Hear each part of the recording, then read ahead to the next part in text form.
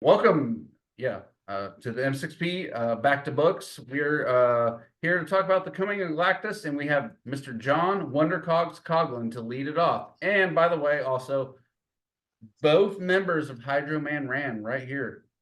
Wow. Make sure you go like and subscribe to their page. We're going to put that in the description, Mr. Coughlin, if you will. Absolutely. Thank you, Darrin. Thank you, Andrew and Kevin, for being here.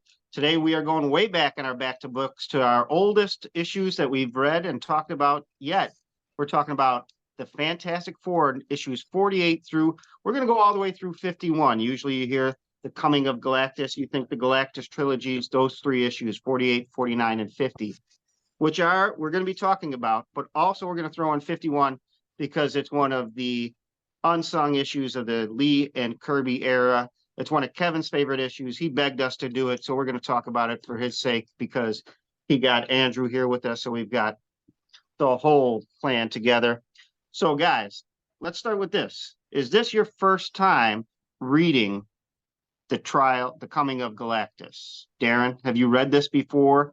We were prepping for this show. Are you familiar with it, or is this your first time? Well, I'm going to be honest. This was my first full read through. Yeah. Obviously, as a Marvel fan, and just all the variations of when I was born and grew up through Marvel, I know the story of Coming of Galactus. Everybody has seen it at some point in some form, one way or the other. Reading this, and we've done a lot of B2Bs, and I kind of went into it knowing what I was going to read, in a way, Kirby, Lee, and that. I enjoyed it a lot more than I expected. I'll just leave it at that until we get further in. But yeah, so yeah. All right, Kevin, you're familiar. I'm sure you're familiar with the history of the story, but had you read it cover to cover like this before? Yeah, so I have this really old school trade from the early 90s. It's actually only half of issue 48 and half of issue 50. You know how both issues kind of one starts or one ends one story and 50 starts basically the story for 51.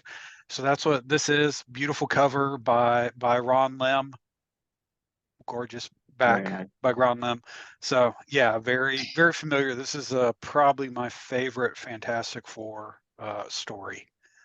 Right. Read it many times. And Andrew, now this is your first time on the M6P, Andrew. So why don't you tell us a little bit? Are you a big Marvelite, or are you? I know you're a big movie file, but how are you with the comics? Is this something familiar to you, or are you familiar even with the history of the story? Had you read it before? Where are you at coming in? I am a big Marvel fan, but prior to getting more involved with Kevin, as far as this show is concerned and our own show is concerned, most of my knowledge came either from the movies or from texting him whenever I had a random thought that popped into my head. I hadn't read this one. I haven't read that many comics prior to getting to know you guys. I did know the story somewhat, although there were a lot of things that I had figured would be done a lot differently than the way it went down. Really enjoyed it though. Really fun story. I could see why Kevin liked it so much. Right. Yeah, it is interesting. I think Kevin's trade sums it up. What the most interesting part, going back and rereading just these three issues kind of like that. This would be my first time doing it in that way, although I'm very familiar with the story. Probably read it collected before. But the beginning of Fantastic Four number 48, it's this coveted prize for comic hunters. It's got the Coming of Galactus, the first appearance of the Silver Surfer, and you open the page and you're ready for and here's the Inhumans, and you're midway through the story and you don't know what's going on, and they just throw you right into it. And I think that's a old Stan Lee, Jack Kirby thing back in the day. Hook, you start in the middle, and again, he said in 50, the last half of 50 had nothing to do. There was no big climactic end, and then you close the back cover. You still had like 6 pages to read after the story concluded. So that kind of surprised me a little bit. But were you guys interested in the Inhumans at all? The I know that I've made characters of you guys as Inhumans, so I'm glad that you were featured in this story that we're talking about. But did that you guys find that weird compared to the modern comic style of storytelling?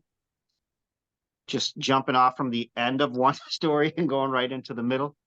So I grew up reading my dad's comics, which are from around this period, a little late 60s is mostly what I read. So this is a little bit before that time, but that style was still in use a lot. So to me, it feels kind of comfortable. It feels like I'm going back to, it feels very, even though, I was born in the 80s and read a lot of 80s comics.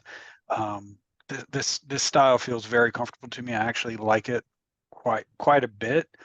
I kind of wonder why more people don't do it. I feel like it's a good hook and lead. I think it's a brilliant tactic commercially. So yeah. Right. Yeah, I feel it goes back to the movie serials of the 30s and the 40s, and this is not too work that just came out in 66, so that was definitely closer to then than we are to now. So what did you think, Andrew? Do you I'm kind of with Kevin. I would Yeah. love to see more of this, and I think it's a little more realistic as opposed to the kind of, they beat whoever they're fighting in one series, and then it's kind of like they walk off into the sunset, and then it starts over. It's like, no, like given this world, given the kind of parameters that have been set, it makes perfect sense that they wouldn't even get a chance to breathe before going right into the next guy. Poor poor Johnny has to deal with, because he's what, 18 in this. He's got to deal with his first major heartbreak while Oh, fighting the wow. biggest threat to the entire galaxy. Right. Yeah. I mean, Yeah. I had a I had a breakup in I had a breakup in high school and was acting more like a baby than he was. Yeah, it's a good point, Darren, right? What did you think of the kickoff to this issue 48? Did it That reel you was in? Were you confused? What's that? Oh, yeah, no, I didn't mean to interrupt, but that was one of the things I was actually going to want to talk about is like the intro to how this all began, like with the Inhumans, and it wasn't like just an intro. That was what I mean. That was kind of in depth into that first issue, the Inhuman storyline to a degree. I mean, Maximus, wow, what a crazy! I mean, that villain was terrible. I loved it. It was great, and like it just had that style. You know what I mean? It looked like was it Mo from the Three Stooges? Is that the right hairstyle Yeah, for that character? right. With a Like lot of I was just like, Adderall and this is coffee. great, His and eyes he were was wide open. He was, yes. really enjoyed actually like because that was my first really, I mean, read through of anything with Black Bolt that early in the history. And like I was like, oh, cool. So he's gonna be quiet the whole time, and he was. That was really cool. I was like, that's great. All right. At least Yeah, because this is the third issue of Black Bolt. Right. Yeah, because that Inhuman arc started 2 issues before. No, it started 3 issues before, because it starts with Crystal and Johnny Storm's romance, and then they go back to Adelon. Right. And Which is that's yeah. which is insane if you think about. So that's 2 issues. So we're at 46. Is you introduce the Inhumans, then you introduce in 48. You've got Galactus and the Silver Surfer. Then we'll talk about issue 51, which was kind of a quiet little story amongst all of this.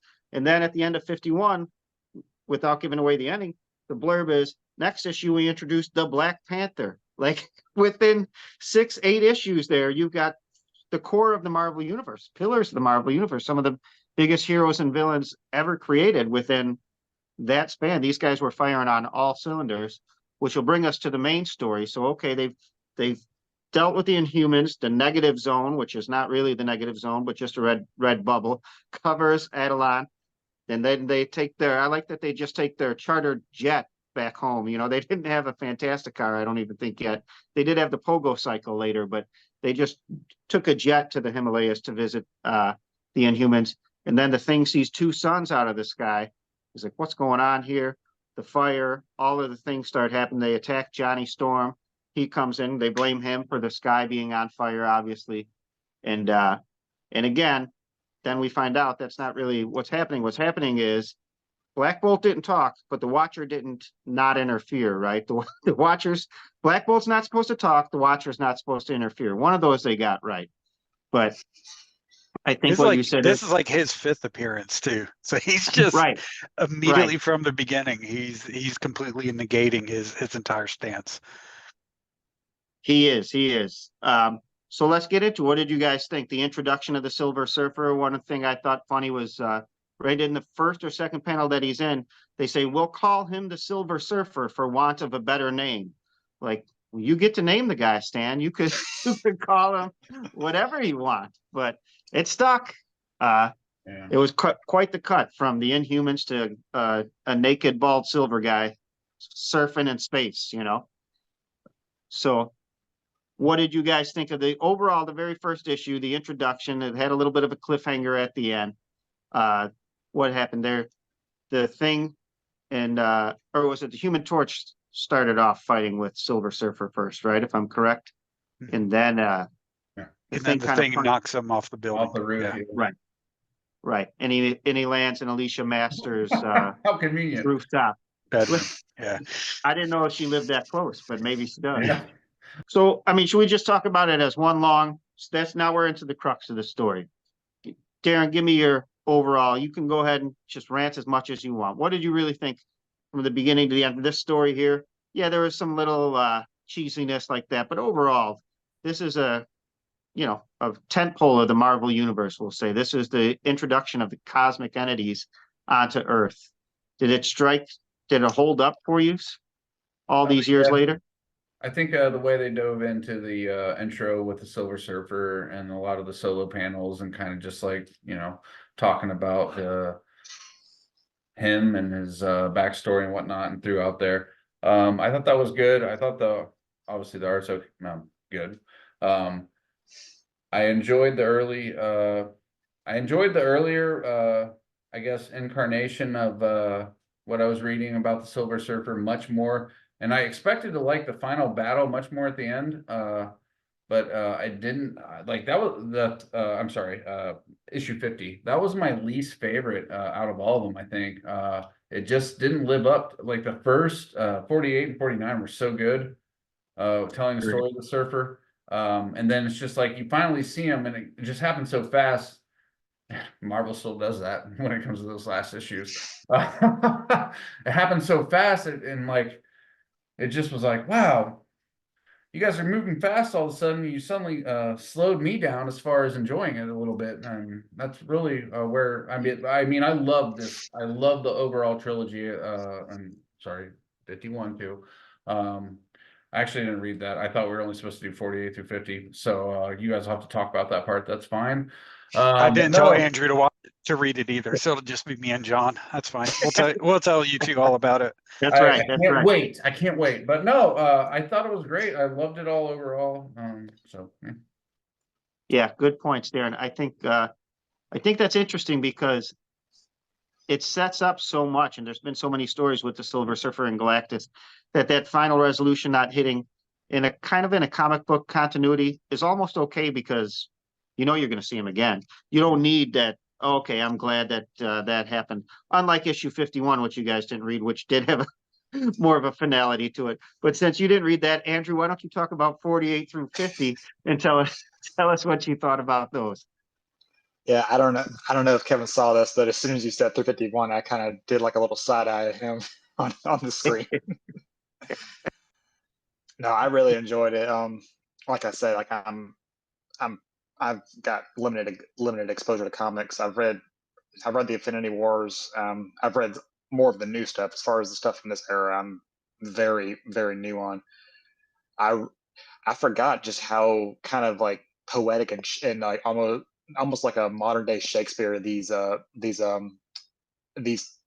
comics are, especially compared to the new stuff. I didn't realize that Galactus wasn't as big as like full-on buildings. Every time I've seen him prior to now, he's almost bigger than a planet, or at least as big as a building in most of them. So that did surprise me. But as far as it goes, like it's obviously a different type of action as you would see in movies. I think the modern fan who's strictly watching movies would get bored very easily with this. I think there was a lot to enjoy. I was very surprised as well. Mr. Fantastic is kind of a jerk to Sue. She's Wow. she's a wonderful wife, and he's He's a bit just of an a man. absolute Yeah. jerk. No, I he's also trying love to his work, little Andrew. humor. Do what? No. I said he's just trying to work. He's just only trying to save the universe. Sure, let's go out to dinner, honey. No, I know it was very that was the most dated part of Yeah, the story yeah. for sure. It was, and I had to remember the time I was in, and I did laugh out loud when right after they lose the first time, and then Johnny walks in, Thing is just bathing, and Right. Mr. Fantastic is just casually shaving. It's like, what? I may as well shave while we're waiting. Right. And I was like, I can't even argue with this. That's why not? You got to look good. No reason to worry. Right. But I I guess thought, he given gets the sweaty time, under those rocky armpits. But I can only imagine.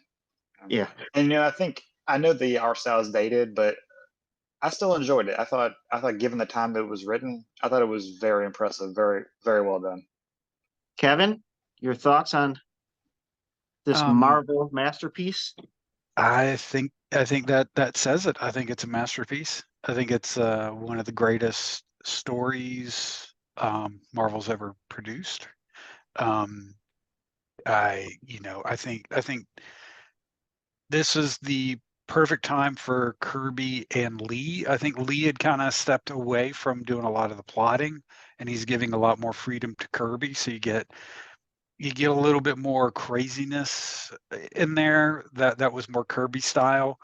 And I think you see that, because I mean, he completely created the Silver Surfer on his own. That was not Stan Lee's creation, and so I think that's why Stanley's like, for a lack of a better term, we'll call him the Silver Surfer, because I don't think Stanley really liked that term. He would later go on to definitely steal that character and do all the writing for it. Great, there's a great little mini series he did in the early '80s with Mobius. Yeah. Fantastic art, love that one. Um, but I love this story. I love the way Stan does his dialogues in this. All the characters are very, like, you could just read out any line of dialogue and you would immediately know which character it is.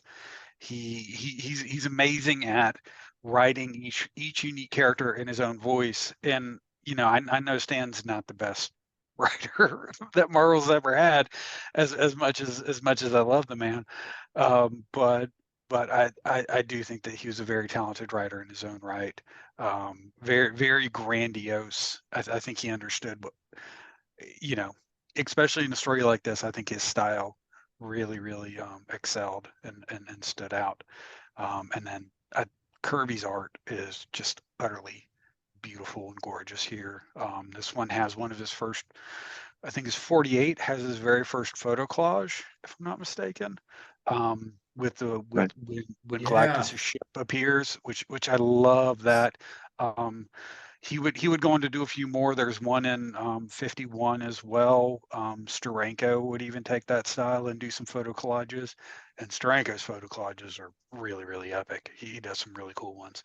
Uh, so yeah, I mean, for me, I think this is just peak Silver Age Marvel. I don't, yeah, I'm not sure during this period it gets much better than these issues right here. And I'll go back from the beginning of the Inhumans to the introduction of Black Panther. I think this is, as we said earlier, just peak Silver Age Marvel. Some of the best stuff that they did. To your point about Right. Lee's writing and everything, like, just like it was just so fun to read that. It was so simple, like, it's Stan Lee, but like he would just like toss in these huge words in the middle in the middle of so many of those panels, and he'd be like, you're talking like kind of a 12 or 13-year-old, and then you just throw in like the biggest word you can find. And I kind of love that. That was kind of endearing to me in a way, like in a sign of the times. So I don't know. I remember when I worked in construction and occasionally I would use a word and everybody like, oh, look at college boy there. And I was like, I read comic Yeah, books, right. man. It's like, you don't learn vocabulary at college. I learned this word reading comic books. Thank you. Yeah. Yeah, I've been reading absolutely. all the old I think they're the Calvin and Hobbes, and it kind of reminds me of Calvin, how he'll be saying these very simple 6-year-old childlike phrases, and then all of a sudden there'll be a panel where it's just this long thesis of words that when I was 13 years old reading them, I had no idea what he was saying. I'd go find my mom and be like, what does this mean? What does that one mean? And it felt For like the same sure, right. thing, especially when you're reading Thing, who's got this very kind of more down to earth way of thinking, and then it gets back to this more like poetic, and it's like, what, I don't know. It's very nice of them to not point out how dull he is compared to them so often. Although I haven't read too many, so maybe they do. I don't know. No, but to Kevin's point, you cannot mistake the Thing. I mean, you crumb bun 2 ton, but Oh like, man. I mean, you cannot over exaggerate his language if you tried. Like the way he talks, 2-bit puts. How's this for you? You know, when the guy wants to fight him and punches him in the stomach, the Thing just flicks him in the nose and knocks him out. Like before all the chaos erupts, and yeah, I love like the art form of Stan Lee and Jack Kirby is kind of different than anything that's really been done, because Stanley might write out a plot and Jack Kirby draws the whole thing. And now I go back when I'm reading it, I'm trying to figure out there's certain things that maybe you can catch and certain things you can't. Where, like, let's say the Thing punches the Silver Surfer, and the Watcher's like, oh, he's just falling because that's the easiest way for him to escape. To stand like not want him to get punched out, but Jack Kirby drew it that way. It's like an improv game where they're just playing and picking Wow. up the pieces. Well, you drew this, so I'm gonna fill in these. And I wonder too, with all the different color word bubbles, like how hard it was to actually, you know what, scratch that out. Well, we can't. This was before whiteout was probably even invented. So now we're gonna color this bubble yellow because I changed this line of dialogue or whatever. But yeah, I agree with the three of you guys. It was a fantastic, and really it only needed to be the 2 issues, but because they have the hooks at the beginning, at the end, to make it this 3-issue arc, and probably more words, more comic panels than most 6-issue arcs that are, in modern comics today, Yeah. and more story, more longevity, more heroics, the whole thing.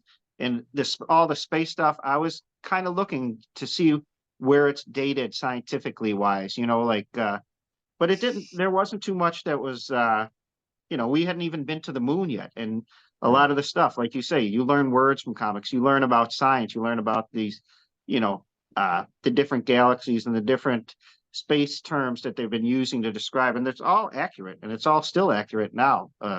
60 years almost to the date, 58, I think.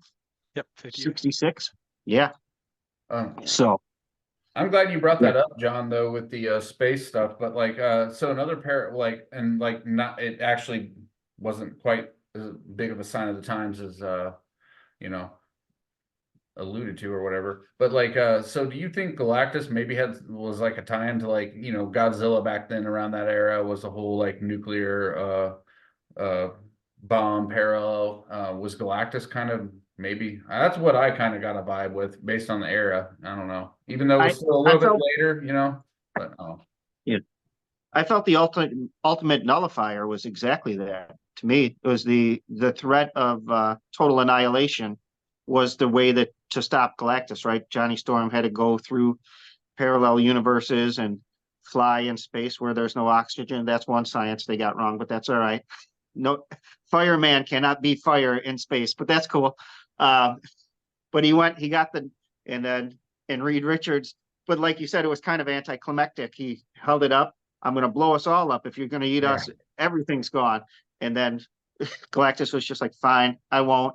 And but give me my thing back. And the Watcher's like, yeah, his word's good. You can give him his thing back. He's not going to blow us up or eat you. So, the Well, I end mean, game. considering the time, I mean, it's mutually assured destruction. Exactly. That's the term I was Mhm. looking So, for. yeah, Yep. so yeah, it's the Cuban Missile Crisis was around this time. Yeah. Yeah. So I think it was a few years later, but still, I mean, the Cold War was in full swing at this time. So that is there's definitely interesting parallels here to that. Right. And what else is interesting, you brought up how Maximus started this, and he's like the grinning, mustache twirling, even though he doesn't have a mustache, like I'm gonna blow up the human race because I don't like him kind of guy. And then he's bad, right? And then Galactus comes and he is not good or evil. You cannot judge his actions. You know, humans eat meat, he's eating planets. He's just everybody does something to the lesser form. It's the food chain, it's evolution, it's all the things. So that's a different kind of villain, I think, than we saw up to this point in most, art forms, really, in books and cinema and everything. There's not really been the God kind of villain that they tried him out to be, lowercase g, just in case, I think it goes to show because that just how easy it is to predict modern day media. Because as I was reading it when he was telling Mr. Fantastic to hand over the nullifier, the first thing I think is, no, don't do that. He's going to kill you. But Right. then they actually made him be true to his word, and I was like, oh, I really didn't expect that. I Right. wasn't sure how they were going to get out of this. Galactus But is you would fair. never see a major villain just be as noble as that. Say, okay, we're gonna well, I told you I wouldn't do it, so I can't do it. Well, Right. an important thing with Galactus is he's not a villain. He's No. Right. He's an antagonist. He's a force of nature. Yeah. So Right. he's not. I think that's something a lot of people. That's the only thing that worries me about the upcoming movie is Galactus is not a villain. He's a force of nature. So treat him as such. And yeah, yeah, I've seen him written very poorly before, and I've seen him written very, very well though. Also, John Burns did a fantastic job with him on the Fantastic Four. Well, as you see, I came into it expecting him to be this 40-story just evil monster, and it turns out no, nothing at all like that. Right. It was funny. If he was truly evil, then they wouldn't have stood a chance. I think No. that's an yeah. I really enjoyed like the parts of the entire series where it would show like the people on the streets like talking about seeing Galactus, like, and there weren't a ton of them, but there were definitely I mean there was a few where they would just be like, oh, he's on the Baxter building and things like that. And again, this was my first time to Andrew's point, like I always expected, oh, the big planet eater and stuff, and like this dude's crawling around the Baxter building. Like, like that was great. I loved it. And then in issue Well, it was 50, kinda it's like, all King fake Kong. news. Galactus is fake Yeah, news. never mind. Right. Oh, they called Jay Jonah fake news. Yeah.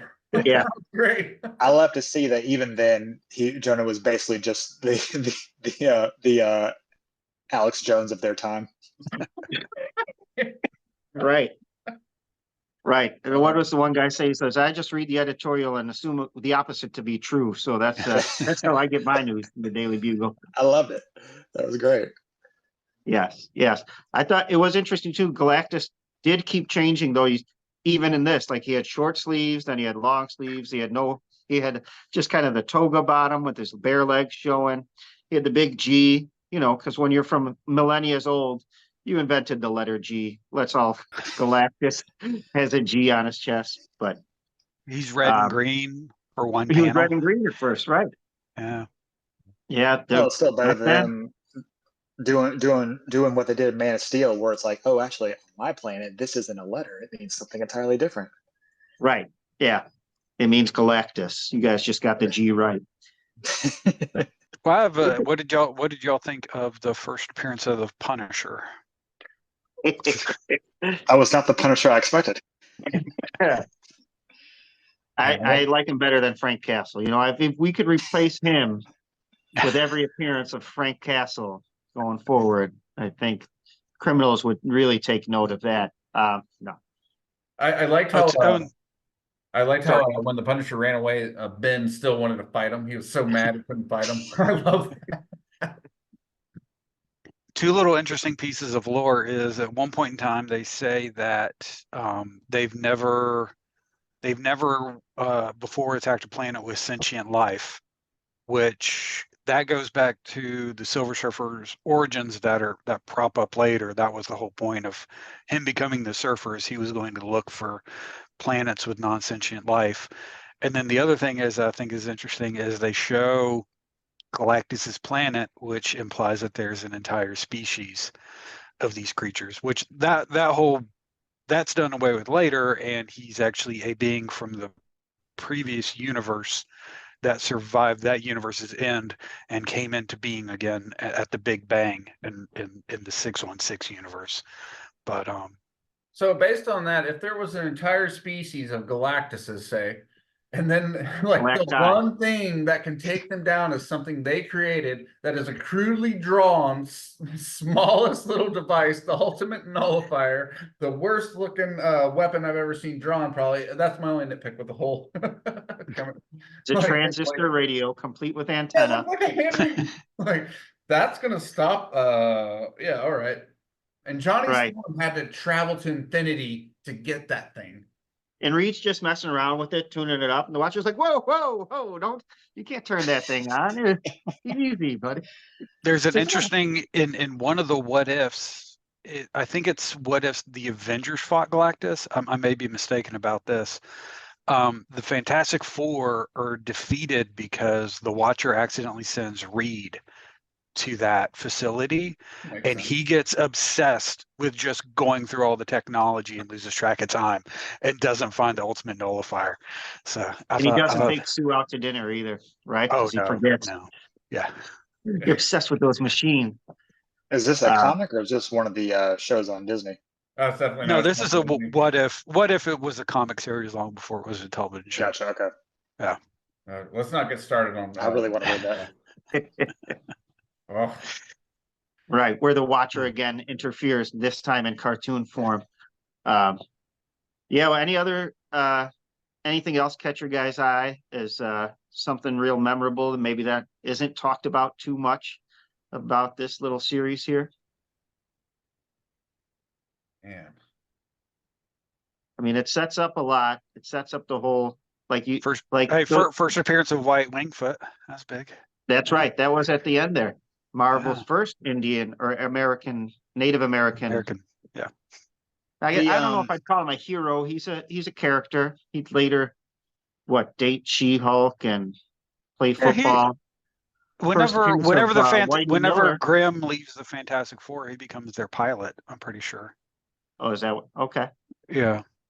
I guess I have one That's- thing to think about, like, so the whole angle with Stan and Kirby and how Stan wasn't a fan of the Silver Surfer name, like, so I mean, essentially, then maybe we're touch base and alluded to this, but so Kirby's a Silver Surfer and Stan Lee's Galactus, in a way, or at least that's what Stan viewed it maybe at the time, and that's like, I mean, I'm just throwing that out there, like, and then the Silver Surfer and him end up, Silver's like, I'm done with this.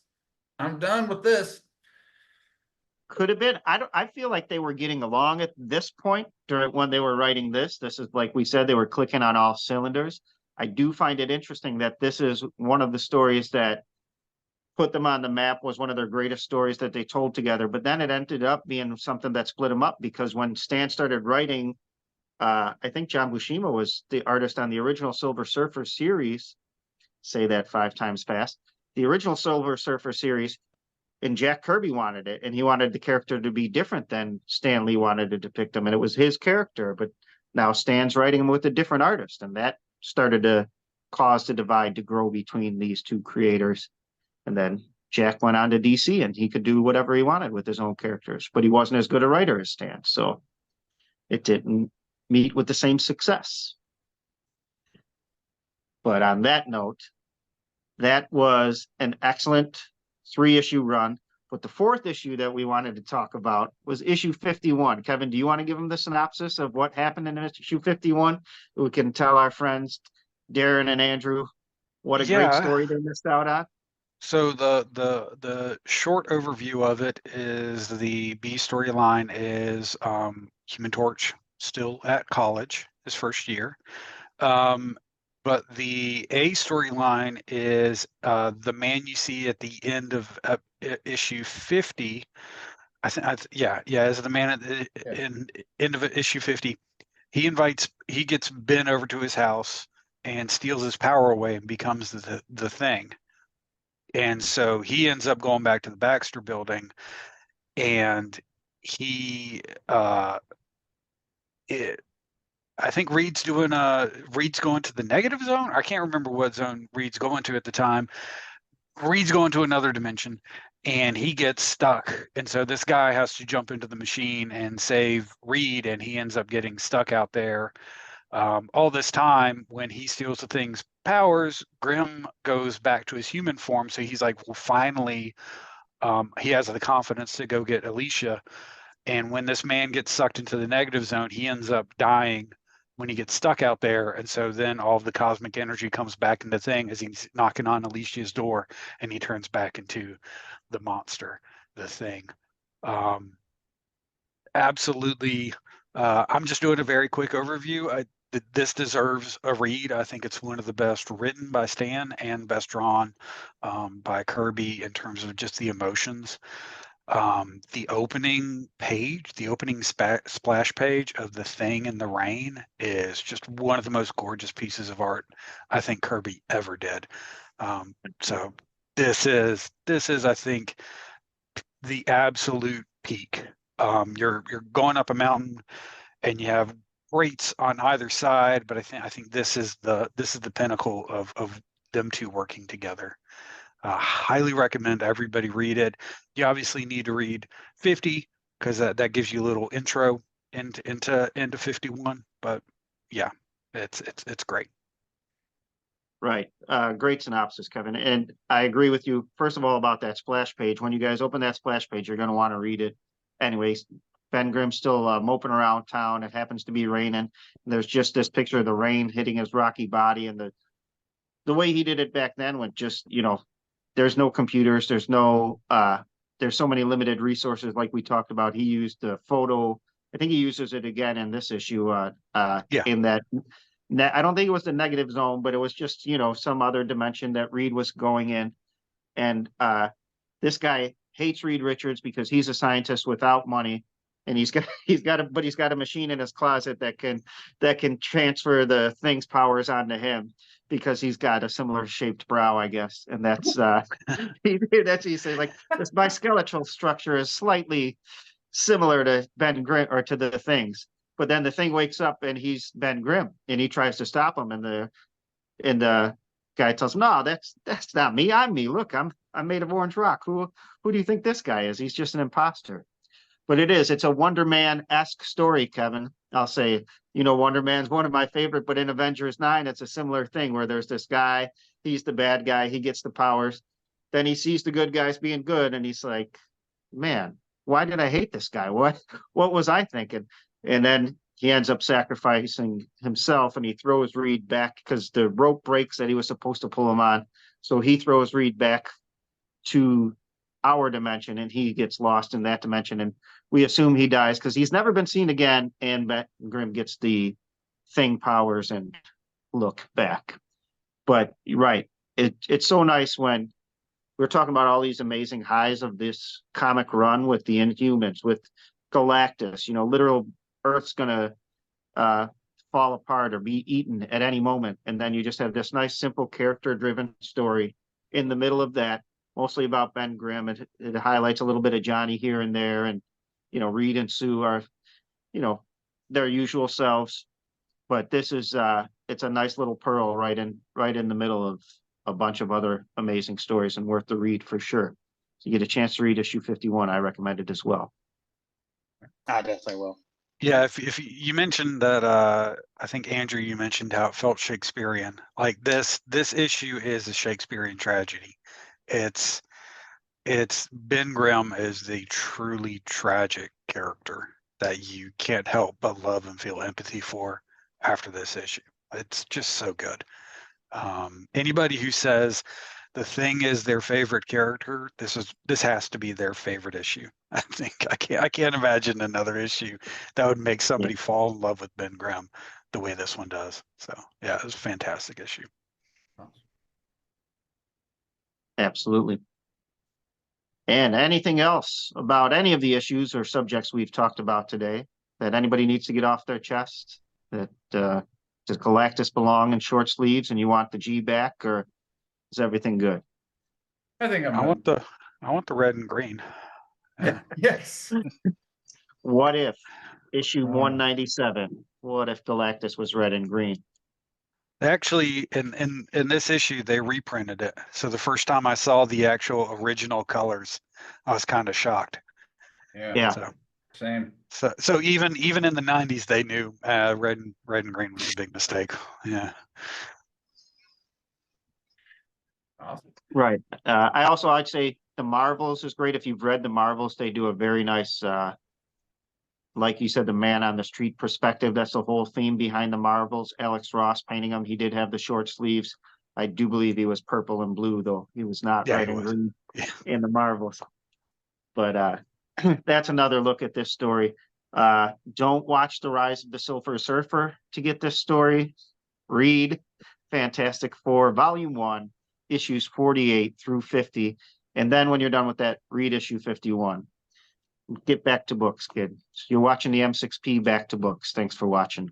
Like, subscribe, and then go over to Hydro Man Ran and like and subscribe to those guys too, because they're great as well. Maybe we'll post another video one day. Who knows? Maybe. Yes. Just watch what they got. You know, they're like Lee and 60-40. Kirby. They're drifting apart over the rights to who makes the commercials at the beginning, I think. But all right, guys. Till next time, make yours the M6P.